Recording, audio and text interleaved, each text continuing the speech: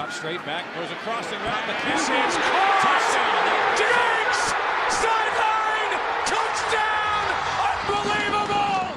What's up, guys? Welcome to the Huddle. I'm Alex. And I'm his dad, Tim. And we're going to be talking about the 2022-2023 NFL season wildcard weekend. The first thing we want to bring up are the current winning streaks of certain teams entering the playoffs. Kind of gives you an idea of what teams are hot and what teams are not. So the Bengals have won 8 in a row. So that makes them the third in the conference. The Bills have won 7 in a row, which, of course, they've been pretty hot the whole season. The Jags have won 5 in a row, along with the Chiefs, which was crazy to me when I found out that the Jags have won 5 in a row. I was mind blown. Yeah, you got to give it up to Tennessee for the major choke job they did, because they literally lost their last 7 games, one of which was to the Jaguars in the finale to determine who was going to win the AFC South. When you look at the NFC, there's really only 2 teams worth mentioning. By far, the hottest team in the NFL is San Francisco. They've won 10 in a row. And then you have Seattle, who, because of this past win in Week 18, they finished the season with 2 wins in a row. Pretty much every other team in the NFC either has a 1-win streak or a loss streak. One thing to note is that Green Bay, had they beaten Detroit in Week 18, they would have won 5 in a row to enter the playoffs. Instead, they choked completely on cheese in Green Bay on their home field to a rival opponent who finished with a better record to miss the playoffs. Or Aaron. So. Yeah, the Detroit Lions were really like, if I'm going down, I'm taking Green Bay down with me. Right, yeah. Straight down to hell. No. I don't know about that. But that's what they said. If we're not making, the coach is quoted as saying that. If we're not making it, fucking Green Bay's not. And that's exactly the F word and everything. Green Bay's not making it. That was their goal, was to beat Green Bay. Anyway, so the first game on slate comes on Saturday, 4:30 Eastern, 1:30 p.m. our time. It's Seattle at San Francisco. Who do you got? Definitely San Francisco. They have the better defense. They have Brock Purdy, Mr. Irrelevant, and Christian McCaffrey. Right. Wow. If somehow they're able to stop Purdy from playing the way that he has been playing, you have Christian McCaffrey on the other side of the ball. There's just too many weapons besides Purdy and McCaffrey that I don't see Seattle making this game close at all. For game 2, it's the Chargers and Jags, Saturday at 8:30 Eastern time. For us, it's going to be 5:30. I can't wait to watch that game. So, in their last 5 games going into the end of the season, the Jaguars won. The Chargers were 4-1. So they're not much off. Of course, the Chargers had a better overall record, but because the Jaguars won a division, they're a higher seed, even though they had a worse record than the Chargers. Right. I think the game's going to be close because it is in Jacksonville, but I do think Herbert has what it takes for a late game-winning drive, and they have Cameron Dicker, the kicker. They call him Dicker the kicker. I know it's a funny name, but that is his name. I think he wins a field goal late as time expires, push the Chargers past the Jaguars. That's what I think. Honestly, I would agree with you, man. Okay. I'm not going to keep that in the video. That was so ass. Game 3 is Miami at Buffalo, Sunday, 1 p.m. Eastern. So for us, that would be 10 o'clock in the morning. Yes, sir. So the Dolphins, they're going in this game. They don't have Tua. Buffalo, after the whole DeMar incident of him basically dying on the field, they came back and had an emotional win last week, Week 18 against the Jets. They had 2 return touchdowns, kickoffs for touchdowns. And usually when you have a really high emotional game like that, you're let down the following week. But I think the fact that they're in Buffalo, they don't have to worry about Tua. I don't think they're up for an upset. I think there's no way. The weather's only going to be 30 degrees, no snow, no snow, and it's going to be sunny. So it's perfect conditions for Buffalo. Dolphin players are going to be freezing their butts off, and I don't think this is going to be close whatsoever. And game 4, you have the Giants at Vikings. Sunday, 4:30 Eastern, 1:30 here. The Giants inconsistent all year. Mm-hmm. I'm talking all year. Win streaks, losing streaks. Win streak, losing streak. Like no continuity whatsoever. I think the Giants' record, even though it was above 500, it didn't reflect all the flaws they have as a team. At the beginning of the year, you look at the Vikings receiver core. You've got Adam Thielen, who by himself was like the Cooper Kupp a few years ago. Like the man could do anything. But then they brought in Justin Jefferson, who's probably the best wide receiver in the NFL. Not probably, he is the best wide receiver in the NFL right now. Then you got KJ Osborne. Hey, Alex, where did KJ Osborne? The U. That's right.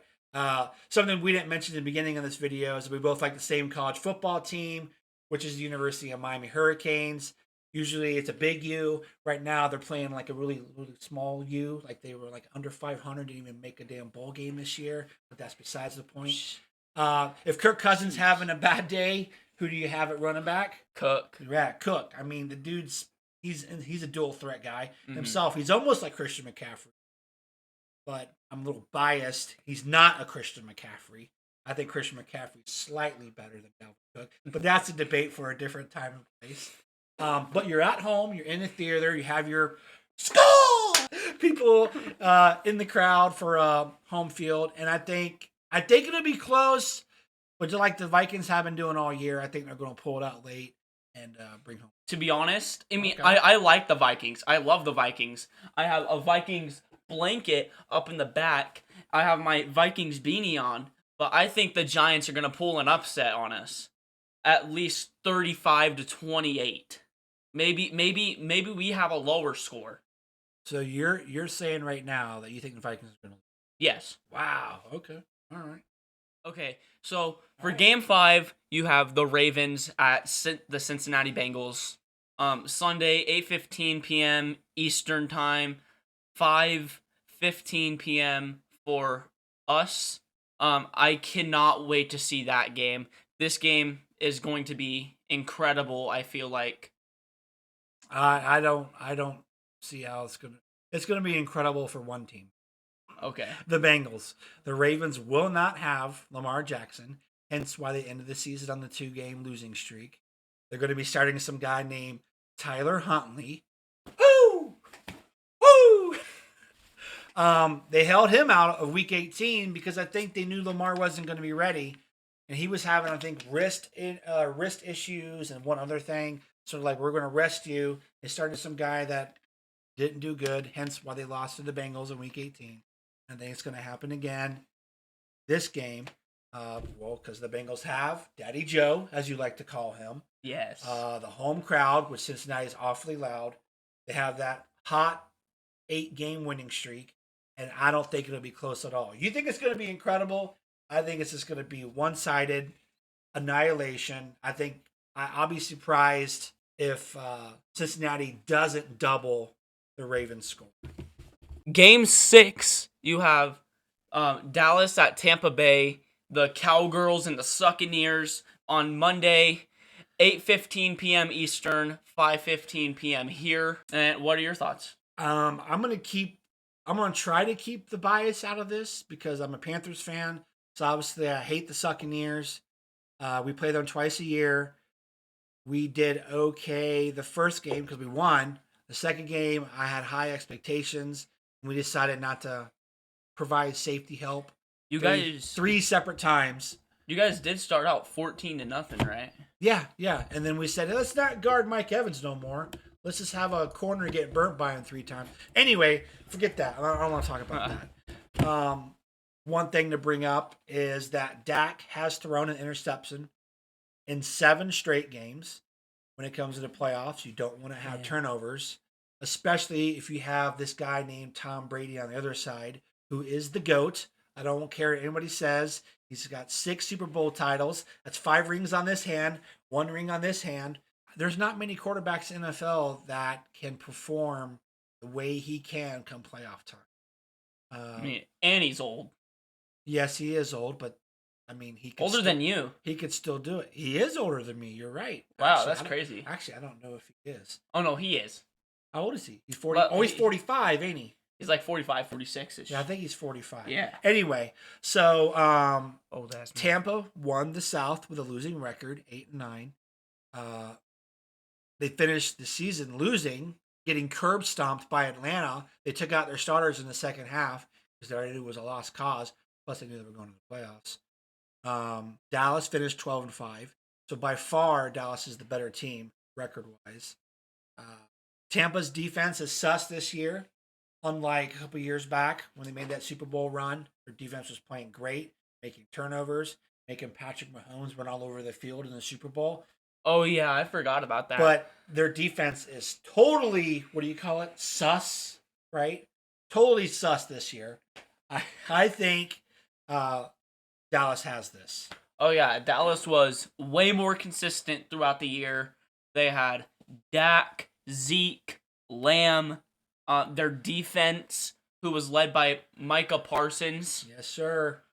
Um, That's one bad dude right there. However, I do think that the Dallas Cowboys are going to stomp the living crap out of the Succaneers, only because I don't really like Tom Brady.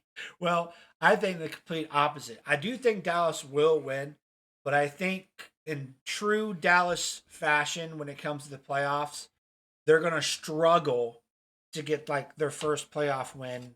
I think it'll be like, I don't even know how many years. 10, 15-ish. Yeah, something crazy. 15, 20 years. It's been a long, long time since Dallas had a playoff win. So I think they're going to struggle, but I think their defense makes a play late against Tampa. Tom Brady gets pissy, throws a ball down, gets a penalty. He does something stupid and whining like he was, against the Carolina game. So we'll see what happens. But I think Dallas keeps it close, squeaks it out at the end. You think Dallas eviscerates Tampa? Yes. And Tom Brady's going to retire again. Like 40-3. Yeah. Yeah, that's the last game for the wild card. All right. Well, hope you guys enjoyed. Don't forget to like and subscribe. Check out the trailer if you have no idea what the hell we're talking about. And we'll see you guys in the next one. Peace out.